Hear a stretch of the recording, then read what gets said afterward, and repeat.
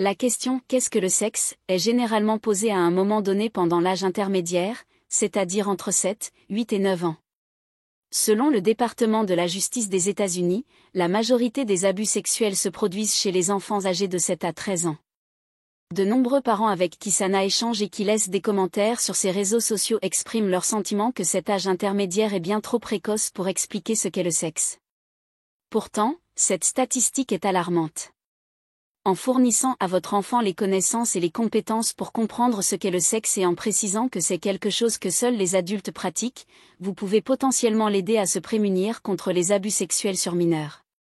Selon l'Institut de recherche et de prévention des abus sexuels sur les enfants, 95% des agressions sexuelles infantiles pourraient être évitées grâce à l'éducation et en informant les enfants avant qu'un incident ne survienne.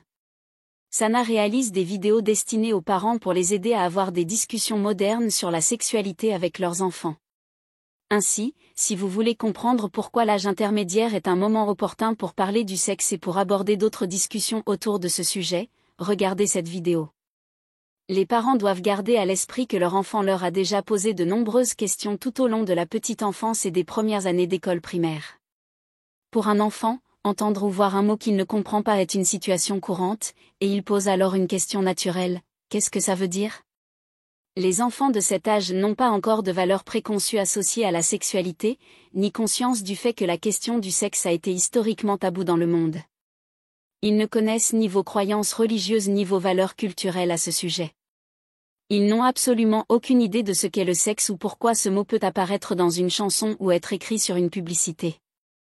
En répondant à la question « Qu'est-ce que le sexe ?», durant cette tranche d'âge, vous serez en mesure de leur fournir une information médicalement exacte, adaptée à leur niveau de compréhension, tout en leur transmettant des connaissances et des outils pour se protéger contre d'éventuels abus sexuels et pour préserver leur santé sexuelle à l'avenir. Lorsque votre enfant en âge intermédiaire vous pose cette question, la première étape est de le féliciter pour l'avoir posée. Ensuite, demandez-lui ce qu'il pense que cela signifie. Enfin, répondez à la question ou prenez un peu de temps pour y réfléchir. Si vous avez besoin de temps pour formuler une réponse adaptée, vous pouvez répondre de la manière suivante, c'est une excellente question. Je suis vraiment content que tu sois venu me poser cette question. À ton avis, que signifie le mot sexe ? As-tu une idée ? Pour l'instant, je ne sais pas encore comment t'expliquer cela de manière simple, mais je vais me renseigner et je reviendrai vers toi avec une réponse. Il n'y a aucun mal à prendre du temps avant de répondre, et ce genre de réponse sera facilement accepté par votre enfant, surtout si vous avez déjà admis par le passé que vous ne connaissiez pas la réponse à certaines de ces autres questions.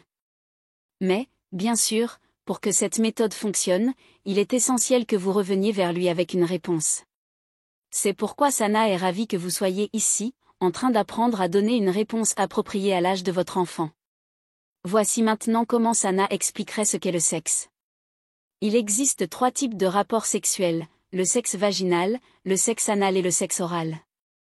Petite précision ici, bien qu'il existe plus de 3 types d'actes sexuels, ces 3-là sont considérés comme étant à haut risque en matière de transmission des infections sexuellement transmissibles, IST, et des maladies sexuellement transmissibles, MST. Comme c'est la première fois que l'on explique ce qu'est le sexe à un enfant d'âge intermédiaire, il est préférable de s'en tenir à ces 3 types pour le moment, et d'introduire d'autres formes de relations sexuelles à une date ultérieure. Lorsqu'un adulte a un rapport sexuel avec un autre adulte, cela implique des comportements liés aux parties génitales. Le sexe vaginal correspond à la pénétration du pénis dans le vagin. Le sexe anal correspond à la pénétration du pénis dans l'anus. Le sexe oral, quant à lui, implique que la bouche soit en contact avec les parties génitales, que ce soit le pénis, la vulve ou l'anus. Le sexe est quelque chose que seuls les adultes pratiquent entre eux.